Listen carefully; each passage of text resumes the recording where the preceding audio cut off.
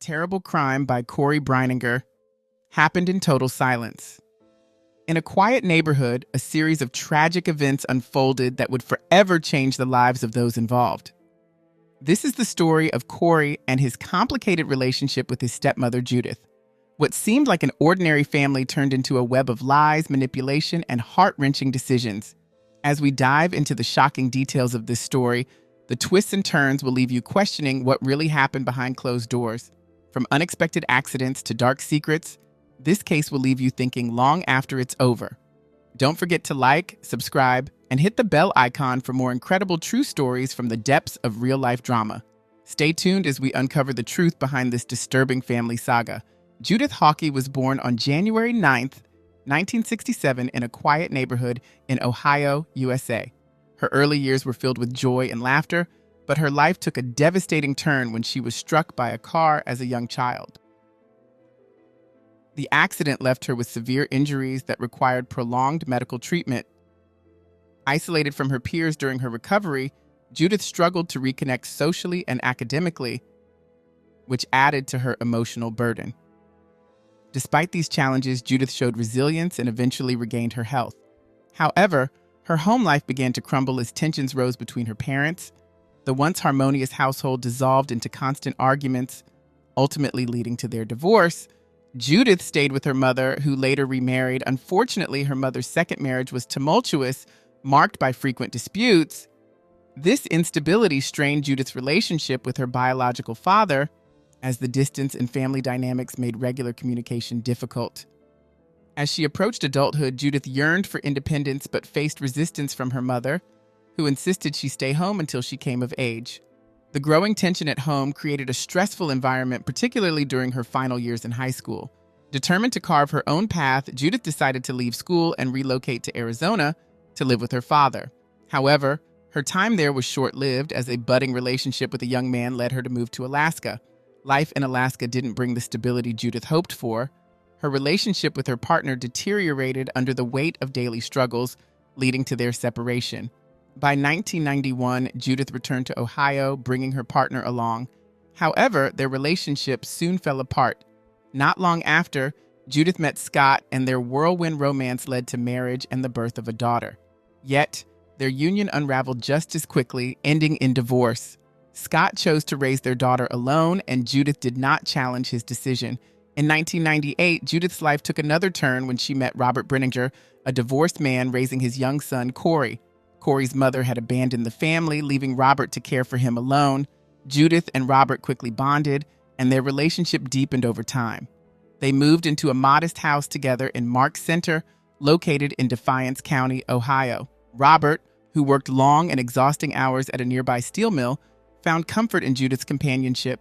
Their relationship blossomed into marriage, and for the first time in years, Judith seemed to have found the stability she had long sought. She embraced her role as a stepmother to Corey, even formally adopting him to solidify their bond as a family.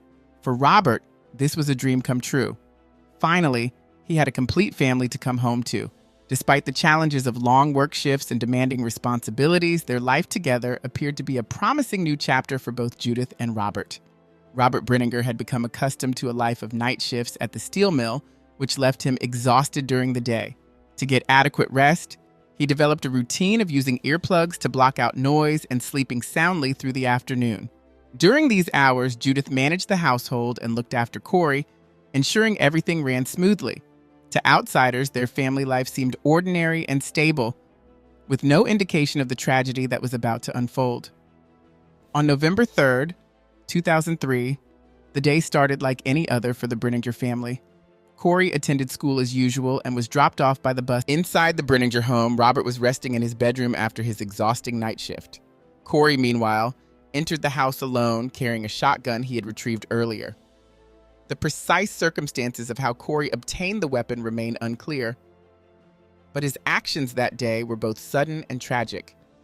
Moments after stepping inside, the quiet of the neighborhood was shattered by the sound of a gunshot. Panicked and overwhelmed, Corey immediately called emergency services. His voice trembled as he reported that a terrible accident had occurred. He explained that he had been handling the shotgun and had not realized it was loaded. Despite his shock, Corey tried desperately to help his father, but his efforts were in vain. When Judith returned home moments later, she found Corey in a state of hysteria, frantically pointing to the room where the incident had happened. When law enforcement arrived at the scene, they found Corey visibly shaken but cooperative. He showed the officers where he had found the shotgun and explained that he had been trying to familiarize himself with firearm safety. He even presented the brochures on gun safety that his father had given him, emphasizing that Robert had recently been teaching him how to handle firearms responsibly. Corey recounted that he had been practicing with the shotgun and believed it to be unloaded, a mistake that would prove catastrophic. Tragically, Robert, who had been resting in bed, was struck by the accidental discharge of the weapon. Emergency responders arrived quickly, but the injury was severe, and the 34-year-old father could not be saved. The house on Kyle Street, once a quiet and stable home, had become the center of a devastating accident that would forever alter the lives of everyone involved. In the days following the tragedy, Corey struggled to fully comprehend the weight of what had happened. His stepmother, Judith, began planting ideas in his mind, insisting that his father's death had been unavoidable. She claimed that Robert had preferred this outcome over a life of suffering and potential hospitalization. Judith painted the incident as an act of mercy, not a crime. She emphasized that Robert's passing had been swift and painless, a narrative she hoped would ease Corey's guilt. At first, Corey found some solace in these reassurances, but as time went on, he began to question her words. His father hadn't been sick, nor had he ever expressed a desire to end his life. The inconsistencies gnawed at Corey, and he eventually realized that Judith had been lying to manipulate him. Her deceptive actions weighed heavily on him, and the realization that she had misled him left Corey feeling betrayed and trapped. As the months passed, Corey's life under Judith's care became increasingly nightmarish. He later revealed that she subjected him to dangerous situations almost daily. She allegedly forced him into precarious activities like climbing high scaffolding or jumping from unsafe heights. On one occasion, during Halloween, she even pushed him into a pond while he was in costume, an act that Corey believed was intended to cause harm. These incidents left him convinced that Judith wanted him out of her life permanently. Corey's suspicions deepened when he noticed troubling behavior toward Judith's new husband, Gary, whom she had married 2 years earlier. Corey told investigators that Judith had been tampering with Gary's coffee, slipping in unknown substances on multiple occasions. These claims painted a chilling picture of a pattern of manipulative and harmful behavior, prompting investigators to reevaluate the circumstances surrounding Robert's death. When confronted by law enforcement, Judith vehemently denied all allegations. She dismissed Corey's claims as fabrications, accusing him of making up stories to tarnish her reputation. However, the details Corey provided and the disturbing patterns he described prompted investigators to dig deeper. Witness statements were re-examined, and Judith found herself under increasing scrutiny. By March 2013, the investigation reached a turning point. Authorities arrested Judith, charging her with insurance fraud, aggravated circumstances, and multiple counts of endangering Corey. Despite her continued denials, the evidence against her was mounting. On October 28, 2013, the trial began. Corey, now older and determined to... During the trial, Corey took the stand and recounted the years of emotional and psychological manipulation he endured under Judith's care. He described her cruelty in vivid detail, explaining how she placed immense pressure on him and often made him feel as though he were to blame for his father's death. His testimony painted a harrowing picture of a young boy trapped in a toxic environment. Several other witnesses also testified against Judith, including Corey's teachers, who revealed troubling observations. They spoke about seeing unusual bruises and marks on Corey's body during his time at school. Initially, the teachers had dismissed these injuries as the result of childhood accidents. However, as the marks became more frequent and concerning, suspicions grew. Despite their testimony, Judith's defense argued that there was no concrete evidence tying her to any wrongdoing. They pointed out that no formal complaints had been filed by the school and emphasized that the teachers were merely sharing opinions based on Corey's words. Furthermore, Corey's relatives testified that they had never witnessed Judith acting abusively or heard any claims implicating her in Robert's death. The defense also highlighted Corey's initial statements to the police in the aftermath of his father's death. At the time, Corey had not mentioned Judith as being involved. In fact, investigators noted that Corey seemed calm around her in the days following. As the new trial approached, Judith opted to use an offered plea, a legal move that allowed her to maintain her innocence while acknowledging that the prosecution likely had enough evidence to secure a conviction. This plea divided public opinion. Many believed that Judith had been wrongly convicted due to insufficient evidence, while others remained convinced that she had orchestrated the events leading to Robert's death. Supporters of Corey pointed to his emotional testimony, while Judith's defenders emphasized the lack of direct proof tying her to the tragedy. Questions about Judith's behavior on the day of the incident also resurfaced during the appeal. Witnesses described how she had picked Corey up from the bus stop that afternoon, an unusual gesture given her typically distant attitude toward him. On that day, however, Judith seemed unusually gentle, even hugging Corey before walking him home. When the gunshot rang out shortly after, Judith rushed back to the house, but her demeanor was notably calm. She attempted to console Corey while maintaining an almost detached composure, which some found suspicious given the gravity of the situation. The following day, Judith's actions raised even more eyebrows. Without delay, she contacted the insurance company to begin processing the paperwork for Robert's life insurance payout. Investigators discovered that she had efficiently gathered all the required documents, including the death certificate, and submitted the claim within an unusually short time frame. Soon after, Judith received a substantial payment, although she was not the listed beneficiary. Corey was. The prosecution suspected that Judith had used her position of influence to benefit financially from Robert's death. The speed with which Judith pursued the insurance claim and her calm, calculated behavior drew the attention of law enforcement. Prosecutors argued that her haste to secure the funds suggested ulterior motives. They theorized that Judith had not only sought to profit from her husband's death, but also indirectly gained control over the payout through Corey, her adopted son, and the primary beneficiary. These suspicions became a key focus of the renewed investigation. As the case unfolded, police conducted further interviews with Corey. His revelations about Judith's behavior before and after the incident painted a troubling picture. He described how she had subtly manipulated him over the years and placed him in situations where harm seemed inevitable. Corey believed that Judith's ultimate goal was to rid herself of him and Robert in order to create a life free of the constraints she perceived their presence imposed. These insights added more layers to the already complex case, ensuring that the renewed trial would be just as polarizing as the first. One of Corey's most alarming claims involved a scaffolding accident. He alleged that Judith had urged him to climb to a dangerous height, leading to a fall that caused multiple injuries. Medical records did confirm that Corey had suffered injuries from such a fall, but the treating doctors at the time found no evidence to suggest any ongoing abuse or neglect. Corey also accused Judith of removing him from the hospital prematurely, against medical advice and his own wishes. However, a review of the hospital's documentation contradicted this. The records showed that Corey had completed his full course of treatment before being discharged into Judith's care, and there was no indication of any medical rules being violated. Despite Corey's claims, no evidence emerged to support allegations of neglect or mistreatment. Following the incident, the family came under observation by social services, and subsequent evaluations found no signs of inappropriate behavior on Judith's part. Corey also alleged that Judith had deprived him of food during this time, but medical reports showed no signs of malnourishment or health concerns related to his diet.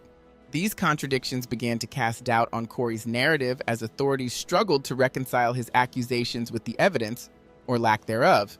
Inconsistencies in Corey's recounting of the events surrounding Robert's death further complicated matters.